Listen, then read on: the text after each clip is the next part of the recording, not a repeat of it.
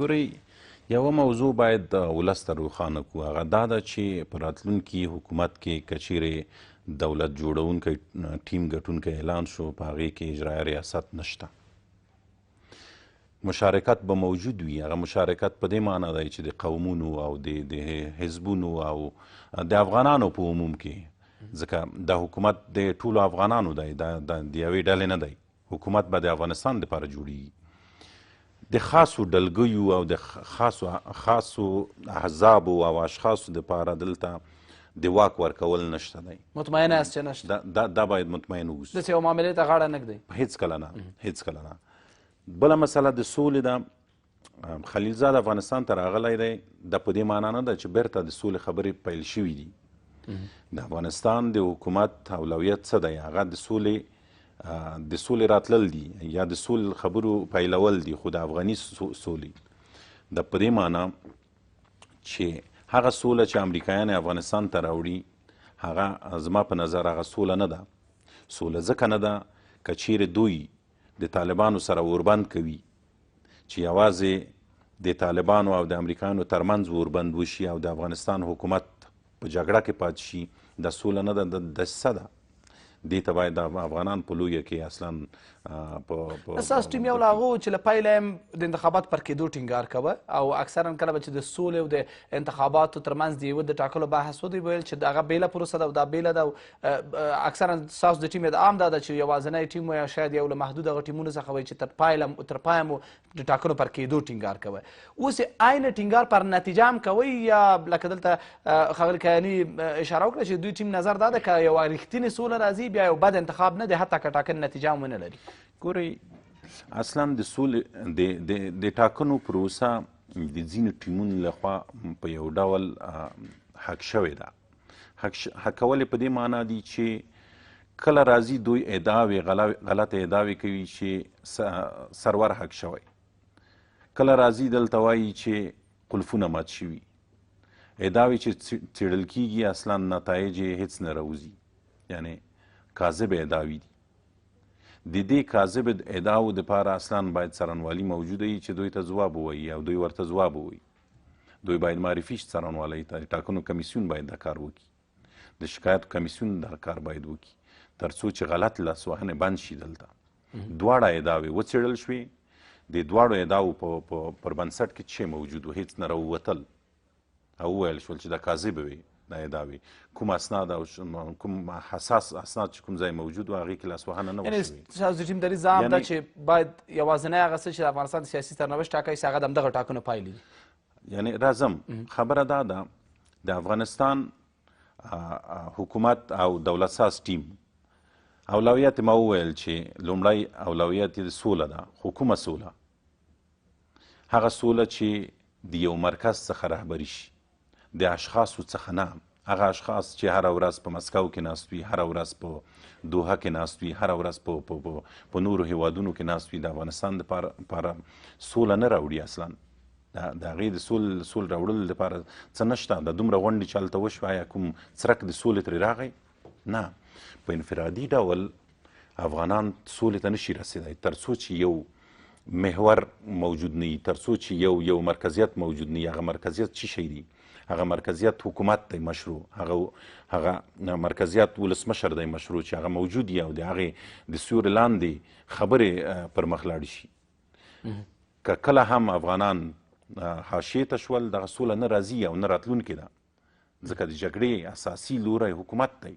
سم بحث دی. ولې آیا تاسې په تقابل یا ټکر کې ګڼئ د ټاکنو د پایلو سره؟ مثلا ځینې فکر کوي چې نتیجه به هغه وي چې د سولې تفاهم لار رامنځته کېږي، ولې ځینې باور لري چې نه، دغه ټاکنې باید نتیجه ولري چې څوک باید حکومت وکړي. ګورئ، ټاکنې وشوې، هغه خبرې چې پخوا خلکو کولې چې ټاکنې به نه کېږي او د سولې مسایل به پر مخ وړل کېږي، دوی فکر دومره اوږد نه کوه. اوس هم سوله دومره اسانه او دومره زر نه ده د افغانستان لپاره. باید حکومت منتخب سي وراسي سل په سلو کې اوس حکومت د باید ټاکنو راشي د پایلو د ځنډ څخه چې په متواتره توګه باندې وځنډېدلې او دلایل یې ډېر زیات معاجه نه دي، حداقل فیفا نظر هم دا و چې د تخنیکي اړخه دوی ته د قناعت وړ نه دي هغه څه چې ویل شوي د ځنډ د دلیل په توګه باندې، او عام وګړو هم ډېر زیات قناعت نه دی کړی، او حتی ډېرو ته دا یو سوژه باندې په هغه سوژه باندې بدل شوی چې تمسخر پرې وکړي. خبره دا ده چې ځنډ څومره تشویش وړ دی تاسو ته؟ ځنډ نه یوازې موږ ته بلکې د ټول ټیمونو دپاره تشویش وړ دی. په کوم اساس دوی ځنډ ورکوي؟ دوی باید لومړنۍ پایله اعلان کړي، ګټونکی معلوم دی، باطلی غلطې او پاکې رایې معلومې دي، ولې دوی ټاکنې پایلې ځنډوي؟ د څه دپاره یې ځنډوي؟ آیا تاسې احتمالي تحلیل لرئ چې فکر وکړئ چې شاید دوی د ده لپاره ټاکنو پایلې ځنډوي؟ د دې ځواب باید ټاکنو کمیسیون ووایي. هغوی ځواب تخنیکي دی، هغوی وایي چې موږ کار ځنډېدلی وی. تاسو فکر وضاحت کوئ چې نه دی نور مسایل ورکړی. شامل وي؟ اصلا وضاحت نه لري په دې برخه کې. دوی یوازې تخنیکي مسایل وایي، خو زه وایم چې دلته تخنیکي مسایل په هغه ډول نه دي چې فکر کوئ چې سیاسي مسایل پکې دي؟ سیاسي مسایل تر یو حده نشم ویلی، اما دا وضاحت چې آیا سیاسي دي او که تخنیکي دي، وضاحت باید ټاکنو کمیسیون ورکي. ولس او ټیمونه ټول ټاکنیز ټیمونه وضاحت غواړي ولې دوی دغه کار کوي. که چیرې تاسو خپله فکر وکړئ، دلته اشاره مخکې وشوه، که چیرې دلته 7 میلیونه 9 میلیونه او 8 میلیونه رای کارېدلی وای، دوی به کله پاک کړی وای؟ یعنې 2 میلیونه 2.5 میلیونه رای چې کارېدلي دي، د هغې رایو پاکول دوی دپاره 2 میاشتې نیسي. ولې؟ هغه هم په مشروط ډول چې مخکې اشاره وشوه. نو ټاکنو کمیسیون کلک وضاحت ورکړي، په دې د کار وکړي او لومړنۍ پایله د اعلان کړي. که اعلان یې نه کړي، پروسه دغسې چې روانه ده، زه فکر کوم چې تاثیرات به ولري. ډېره مننه کور ودان. ښاغلی رشید، د وضاحتونو نشتون، د قناعت نشتون، حداقل تاسې د یو سار د یو بنسټ په توګه باندې لا قناعت مو نه ده کړی چې لومړنی هغه ادرس یاست چې حداقل تاسو خو تخنیکي پوهه لرئ، تاسو خو باید قانع شوي یا دوی باید قناعت درکړی وی. ولې کله چې دا ادرس نه دی قانع شوی، مطمئنا چې ولس هم نه دی قانع شوی، مطمئنا چې انتخاباتي ټکټونه هم نه دي قانع شوي.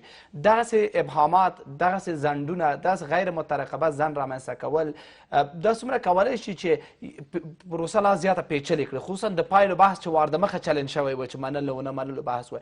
دا څومره کولی چې نور هم دا پروسه له سیاسي اړخه او له د منلو نه منلو د قناعت د بحث او د باور د بحث په برخه کې نور هم پیچلې کړي؟ یو خو موږ تاسې د 2013 یا د تیر کال پارلماني ټاکنو تجربه لرو. د پایلو د اعلان اوږدېدل، د پروسې اوږدېدل، یعنې په اخره کې آیا د ټاکنو د بهیر په خیر و او که په زیان تمام سو. یعنې موږ تاسو ولیدل چې اخره کې څه چې اعلان سو له چا قناعت وړ نه و، حتی په بهیر کې ډېری فساد کې پیښ سو. موږ څار کوو، ګورو چې یو مهال لپاره مثلا 15 د پایلو فورمې جوړې سوي دي، او واقعا دا نه معلومېدل چې کوم یوې د ټاکنو د ورځې فورمه ده. دا ځل تر یوه حده پورې وضعیت مدیریت شوی دی چې هغه د بایومټریک دستګاوې دي، د هغه معلومات انتقالول دي سیستم ته، په عین حال کې په هغه باندې اختیار ده. اما دلته د پروسې د ګمراه کولو لپاره ډېرې لارې چارې موجودې دي. ما ته لپاره مثال دغه 7,000 محله کېدای شي په همدغه شاوخوا کې محلات تفتیش سي. که چېرته داسې فکر وکړو چې 2-3 ولایتونو کې خو صندوقونه همالته دي، خو دا ناخواسته داسې پیښ سي چې دغه تفتیش هلته ترسره نه سي، یا اصلا د تفتیش لپاره هغه سرچینې منابع منهدم سي، له منځه یوسي. دا پیښ دي. د قفل مسله چا دومره فکر کړی چې دومره غټېږي او په دې باندې به هیات جوړېږي او بیا بالاخره تحقیقات به کېږي او 3-4 ورځې په هغه باندې مطبوعات ټول مصروف وي او د خلکو زیارتونه کوم ځای ته رسېږي. نو دغسې ورته پیښې کولی شي چې مسایل منحرف کړي. دلته وګوره د ټاکنو بحث لپاره صرفا د ټکټونو موضوع نه چې موږ تاسې هر څه ووایو ولا دغه ټکټونه دې جوړوي خرابوي. د افغانستان ټاکنې خپل داخلي او خپل بهرني مخالفین لري، یعنی نه غواړي چې بالاخره افغانستان یو عزت درجې ته ورسیږي، ټاکنې په ښه نوم باندې ختم سي، بایلونکی او ګټونکی په عزت سره بالاخره دغه پروسې کې معلوم سي او هر څه سالمه پای ته ورسیږي. د دې لپاره خامخا استخباراتي کړۍ شته، نور حلقې شته. د موږ ویره دا ده چې دغه پروسه څومره اوږدېږي، خو ناخواسته د موږ له واک له اختیاره مو نه وځي. او د ما دغه اندېښنه چې فرمسل د کمپنۍ ته زه لرم دا ده چې یو څه کمیسیون په لاس کې خو ټکټونه دي، ساره د مطبوعات دي، یو څه ورکه غواړي پوښتنه کوي، دوی مجبوره کوي. ولې چې بیا وخت تا په لاس کې نه وي دا سره رقم کوي، بیا به ته منډې وکړې دغې کمپنۍ پسې او هغه بیا څه ستا درکوي، بیا ته دغه تا ګمان سوچ دغه ظرفیت او تا دغه خپله کاري صلابت په کوم حد کې ده چې واقعا هغه ته ومنې که رد کړي نو دا د موږ اندېښنه ده. فکر کوئ کمیسیون تر فشار لاندې اوسي، خصوصا د بهرنیو ادرسونو تر فشار لاندې، یو څه واضح ولې چې یا د کورنیو ادرسونو تر فشار لاندې، او دا دې لامل شي چې دوی ولې تقویم مطابق کار وکړي؟ زه ولا استخباراتي معلومات نه لرم اصلا اگزایسو چې تاسو سو وایم، خو داخل کې کمیسیون هغه تا ته وایي چې زه خپلواک یم او په خپل پریکړه باندې دا کار کوي. یو څه چې ما لپاره پرون لږ ذره د قناعت وړ نه و، نورستاني صاحب ویلي چې موږ دغه نیټه د صلاح او مشورو په اساس باندې چې له بېلابېلو اړخونو سره م کړې ده، موږ دغه صلاح مشورو برخه هم نه وو او نوم دغه مشوره ورکړې ده. چې کله تاسو نه بل څوک داسې پاتې کېږي؟ زه نو نه پوهېږم، ټکټونو سره د مشوره سوې ده، د نورو ټکټونه خو ناراضه دي سر له اوسه. یعنې زه اوس دغه وایم چې دغه خو بحث کړی د دارالانشا د کمیسیونو ما په یو رسنۍ کې ویل چې دا باید د قطر د سولې په خبر باندې تبدیل نه سي، چې 9 راوند دلته غونډې د طالبانو او د امریکایانو ترمنځ ترسره سولې او اخر کې یو ټویټ رامنځته سو، یو څه حل کړل، هر څه په ټاپه ودروله. اوس د کمیسیون دارالانشا بحث هم باید په هغه باندې ونه وړي چې ولا موږ دارالانشا موږ ته یو محلوي شو، هغه موږ رد کړو ځکه چې هغه کې وخت موږ ته قناعت وړ نه و. بیا دوم دور کې ناستې دا فکر کوم چې زیات قناعت وړ نه دي او د موږ دغه د پروسې غځول اوس کمیسیون لپاره کار هم نه ده پاتې. اوس هغه فرصتونه او چانسونه چې د ترمیم دپاره لرو، د اعتبار د رغولو دپاره، د پروسې د رغولو دپاره او د بیا دغسې یو ځنډ او خنډ نه رامنځته کېدل دپاره لرو، هغه څه دي؟ تاسو چې اشاره وکړه کمیسیون یوازې دې ته پاتې دی چې شاید اعلان وکړي، یوازې مطبوعاتي کنفرانس ورکړي، پروسه ټوله ولیدل در ملوک لاسه، ولې په هر صورت لا هم فرصتونه لرو چې په نسبي توګه پروسه اعتباري کړو؟ فرصت لرو. یو څه چې مهم دی هغه دا ده چې کمیسیون باید د غړو سره عاجله غونډه ترسره کړي، د پروسې واک په لاس کې واخلي. کمپنۍ درملوک مجبوره کړي چې بالاخره هغه معلومات په ډېر اوس ګوري د کمیسیون د کمیشنر او د یو ټکټ واک یو شی ده. یو کمیشنر هم دغه څه ګوري په سیستم کې او یو ټکټ هم هغه ګوري، یعنې دنه پر دی واک نه لري.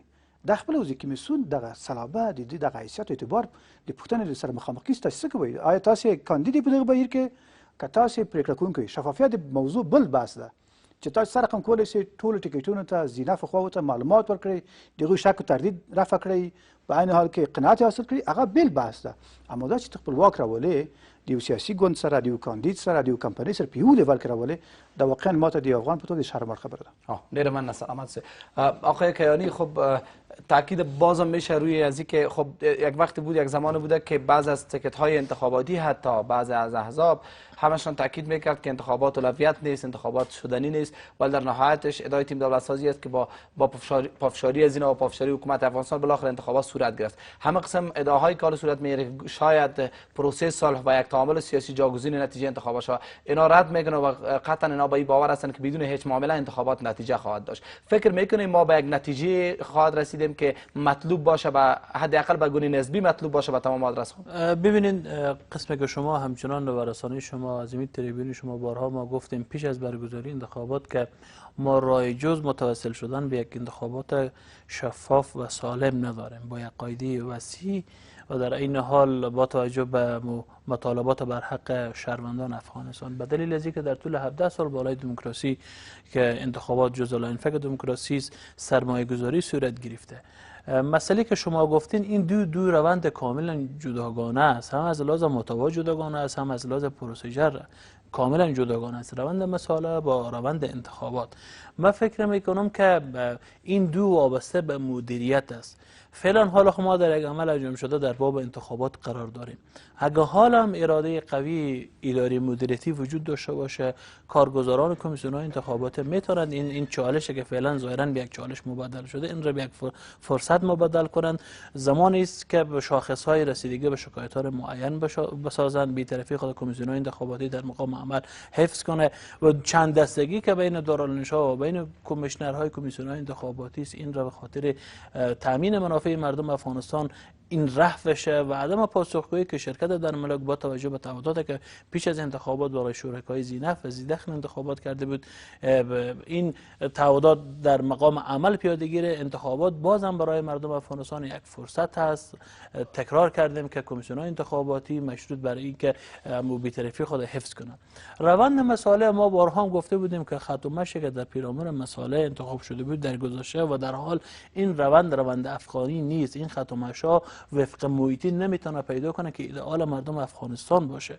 براستی که مردم افغانستان مردم در دیدی افغانستان حقشان است که حداقل به صلح و به ثبات دست پیدا کنند، اما میکانیزم های رسیدن به صلح و ثبات باید با مردم افغانستان شریک ساخته شه و مردم افغانستان خود در این مسئله ببینن. بعضی‌ها ادعا میکنن و فکر میکنن که همه بازی مدیریت شده است. بحث انتخابات، بحث به تعویق افتادن نتایج، بحث جنجالی شدن، بحث بعضی سوژه های جنجالی و مطرح ساختن از او، این همش مدیریت شده است و در نهایتش کار میشه برای از اینکه انتخابات از خود نتیجه نداشته باشه. هنوزم توقع دارین انتخابات نتیجه قابل قبول و حداقل به گونه نسبی نتیجه خوبی را داشته باشه که به گونه نسبی شفاف باشه؟ باورم نیست که نباید به این مسائل روندهای دموکراتیک از عینک دودی تیوری توطئه نگاه کرد. ما فکر نکنم با توجه به وسیع شدن قاعده بازی و داخل شدن بازیگران منطقه‌ای و فرامنطقه‌ای در باب صلح و امنیت افغانستان این سیستماتیک باشه که یک کشور بخواد همه را مهندسی کنه یا یک تیم بخواد هم روند صلح هم روند انتخابات مهندسی کنه. یک سری تلاش‌ها به خاطر تغییر وضعیت به نفع تیم‌های شخصی وجود داره که ولی این به مفهوم و فراگیری بودن روند نیست. باورم است که نه خیر چنین چیزی نیست. سیستماتیک بحرانسازی صورت نمیگیره و ما اگر توپ در میدان کمیسیون‌های انتخاباتی است، کمیسیون‌های انتخاباتی اگر وظایف خود، من فکر میکنم هیچ در ظاهر امر است که هیچ تیم انتخاباتی فراتر از تطبیق قانون مطالبی از کمیسیون‌های انتخاباتی نداشته. خاص ما هم از قوانین، پروسیجرها، لوایح همه مشخص است. ما می‌خوایم که کمیسیون‌های انتخاباتی تحرکات خود در پرتو قوانین عیار بسازند و خود قانون مرجع پاسخگویی برای شرکای روزها از تعاملات سیاسی جدید که خیلی سرچشمه میگیرد بحث انتخابات سخن گفته میشه. میگن که خب تیم شما هم دید و بازی داشت با بعض تیم های دیگه و صحبت های صورت میگیره در بین مردم که گویا کار جریان دارد تا یک معامله سیاسی با تفاوت اندک با 2014 یک معامله سیاسی جدید صورت بگیره و تاثیرگذار باشه روی نتیجه انتخابات. ببینید، یکی که ذات سیاست ذات گفتگو و دیالوگ است و من فکر میکنم در اگر گفتمانهای سیاسی را از سیاست حذف کنیم میسازی که روی راستن میگیرید، این یک امر بسیار نیک است که تیم‌ها بیاین به یکدیگر بشینند به خاطر بیرون رفت از این بحران تقلا و تلاش کنند. اما اینکه قرار است که تیم‌های شکل بگیره، من فکر میکنم پیش از وقت است. تا زمانی که کمیسیون انتخابات نتیجه ابتدایی را معین نکنه، شکل گیری تیم‌ها امری است مندفع. بحث دیگر میمانه که نتیجه انتخابات ایدئال اگر کارگزاران کمیسیون‌های انتخاباتی بازم تکرار میکنم و شرکت در ملک تاکنون مفقود است، ما بارها مطالبه کردیم مفقود است و همچنان تشریک مساعی وسیع‌تر و دقیق‌تر بین دارالنشا و بین کمیشنرها ایجاد شه، ما فکر میکنم میشه که به این نتیجه بعد از رسیدگی به چالش‌ها به این انتخابات قسما امیدوار بود. اما از اونجایی که ما معلوم داریم دارالنشا متاسفانه نه تنها که با ما تاکنون پاسخگویی نکرده بلکه با کمیشنرها هم پاسخگویی نیست. در اکثریت موارد جناب رشید صاحب حضور دارند، در 90% جلساتی که کمیشنرها میگیرند از دارالنشا کسی نیست، رئیس دارالنشا شرکت نمیکنه و در اکثریت موارد اطلاعاتی که ما داریم حتی ابتدایی ترین معلومات رئیس دارالنشا و خود دارالنشا به دسترس کمیشنرها که من حیث مجریان اصلی انتخابات، من حیث مسئولین طراز اول برگزاری انتخابات هستند، به دسترسشون قرار نمیگیره. در اکثریت موارد کمیشنرها در خلای معلوماتی به سر میبرند. این خلای معلوماتی و عدم پاسخگویی دارالنشا و تمرد دارالنشا از مطالبات قانونی شرکای ذی‌نفع انتخابات با تاسف که این هم در بعض موارد شک آفرین بوده و ما بارها مطالبه کتبی کردیم که پیرامون مسائلی که در طرز العمل ها، در لوایح، در قوانین تسجیل شده لطفاً با ما پاسخگو باشید. هیچ گونه پاسخگویی صورت نگرفت. چیزی که جناب اصولی صاحب گفتن متاسفانه ادعایی که صورت گرفت مبنی بر شکستاندن قفل، بله متاسفانه قفل شکستانده شده. ولی به مرکز و مواد حساس او خوب است که بله گپ همیست که وقتی که ببینید انتخابات یک روند از یک طرف قوی است، از طرف دیگه بسیار ظریف است. بسیار ظریف است. وقتی که شما روح یک انتخابات، وقتی که مردم شرکت میکنند در یک پروسه ملی، قربانی میدن و زحمت تلاش میکنند، این اعتماد است. اعتماد یک چیز پدیده انتزاعی است. وقتی که این شکستان نمیشه، به اعتقاد ما، به داوری ما فکر میکنم ایجاد شک و گمان میکنه. شک و گمان یک پروسه ملی را لطمه میزنه، موجب خلق بی‌باوری میشه. بی‌باوری بالاخره منتج، اگر مدیریت نشه، منتج به بحران میشه. بحران بالاخره شما میبینیم یعنی جنگ. بله، تشکر. سلامت شي. ښاغلی اصولي څه غوښتنې لرئ یا څنګه کولی شو چې لا هم پروسه د ټولو ابهاماتو او هغه مسایلو سره چې رامنځته شوې ده ورو ورو بې باورۍ ته زمینه برابره کړې ده؟ دلایل ډېر معجنه دي کوم چې ویل کېږي د ځان دپاره یا د ځینو نورو مسلو دپاره کار په خپل وخت نه دی شوی. ولې لا هم څه توقعات لرئ چې پروسه تر دې وروسته څنګه مدیریت شي چې ستاسو ټیم ته هم د منلو واوسي او باقي ټولو خلکو ته؟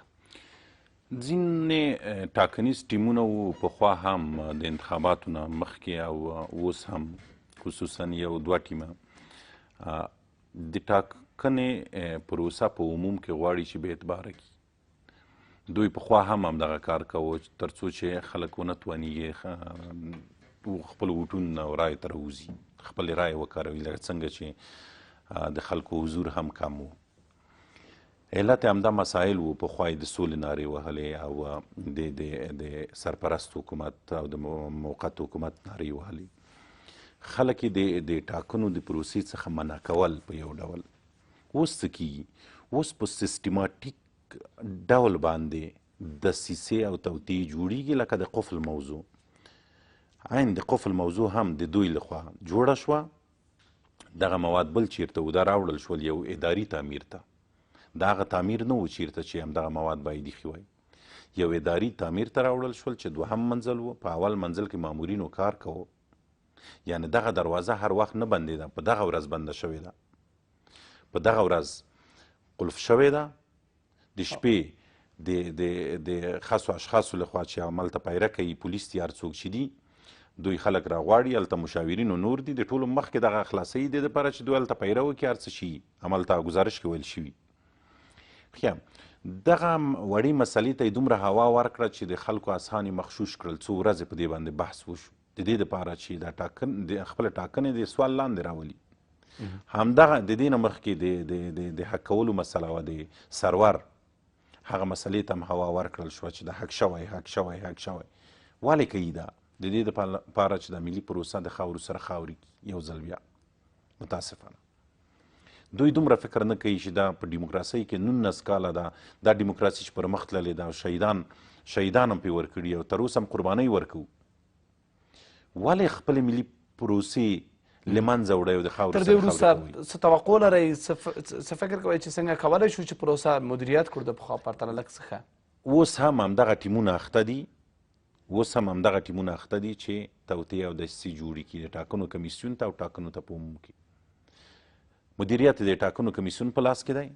دوی باید همدغه مسایل مدیریت کړي، د ځینو ټیمونو دسایس وویني، دوی ورته پیشبینه واوسي، تر څو چې دا دسایس لکه څنګه چې مخه ونیول شوه د 2-3 توطیو، همداسې مخه ونیسي. خو زه وایم چې همدغه پروسه چې ځنډېږي دا هم د یو د توطیو څخه ده. د دې ځنډول په څه معنا دي؟ ما وویل ګټونکی معلوم دی، بایلونکي معلوم دي، رایې معلومې دي، پاکې ناپاکې معلومې دي. اړتیا څه ده تاسو چې یوه میاشت نورې ځنډوئ؟ اعلان کوئ پایلې. ولې د بل چا لاس ته اچوئ؟ ولې د پروسه د سوال لاندې او د ابهام لاندې راولئ؟ مسایل دا دي. د ټاکنو کمیسیون ډېر عاجل باید په خپلو مسایلو بیا غور وکړي او کومه نیټه چې اعلان کړې ده په همدې نیټه باید لومړنۍ پایلې اعلان کړي. لا هم یو مطلق اطمینان نه لیدل کېږي، هم د پردې تر شا چې کله خبرې سوي دي د ځینو مسؤلینو سره، او هم دوی په خپلو خبرو کې چې کله اظهارات کړي دي، یعنې په مطلق اطمینان سره دوی حتی دغه نیټې په هکله هم تاکید نه دی کړی، او لا یې هم د ستونزو یادونه کړې چې که دا ستونزې په ځای پاتې شي یا حل نه شي یا که دا ستونزې رامنځته شي نو کیدای شي دا نیټه مو ځنډېږي. تشویش نه لري دې څخه چې بالاخره دا پروسه همداسې بې پایله او جنجالي شي او نهایتا هر چا ته فرصت ورکړی شي چې حق ولري ووایي چې دا پروسه بې اعتباره ده؟ نو په نهایت کې نه، په نهایت کې به دوی راځي پایله به اعلانوي خلکو ته به د منلو وړ وي چون دا وار ټاکنې شفافې وي د نورو ټاکنو چې څو وار یې درلودې په افغانستان کې دا وار د بایومیټریک مسله ده بایومیټریک خپله 80% 90% 15% درغلي راکموي او ټاکنې شفافوي لکه څنګه چې ولیدل شول نو زما په دا وار به ټاکنې اعلانیږي ځینې سیاسي موضوعات به وي دا نه ردوم یعنې په هر صورت لا هم اطمینان شته چې ټاکنې به نتیجه هم لري نتیجه به اعلانیږي هم او نتیجه به د منلو هم وي ټول سل په سلو کې که څوک یې ونه مني بله لار نه لري دوی څه کوي رایې هلته وډینې دي 50 جمعیه چې بل ټیم پوره کوي هغوی ته باید لبیک ووایي هغوی ته باید مبارکي ووایي دا د زور مسله نه ده په زور کلي نه کیږي که څوک په زور کلي کوي خو تر اوسه به شوي وای اوس خو د لنډغروي وخت تېر شوی اوس خو د ټوپک سلاریو وخت تېر شوی اوس نظام موجود دی اوس امنیتي ځواکونه موجود دي اوس هغه وخت تېر شوی چې 2014 کې و هلته پروسه د بل چا په لاس کې وه بنان زه د ټولو ټیمونو څخه م هیله دا ده چې ملي پروسې د خلکو اسان او ملي پروسې دواړه مخشوش نه کړي د خلکو په اسان ورته مخشوش نه کړي بې باوره یې نه کړي دغه پروسې تر څو چې په راتلونکي کې موږ همدا ډیموکراسي او ولسواکي چې اوس لرو په هره برخه کې دې ته هم صدمه نه وي رسولې ډېره مننه سلامت ښاغلی رشید لنډه پوښتنه کوو د کمیسیون د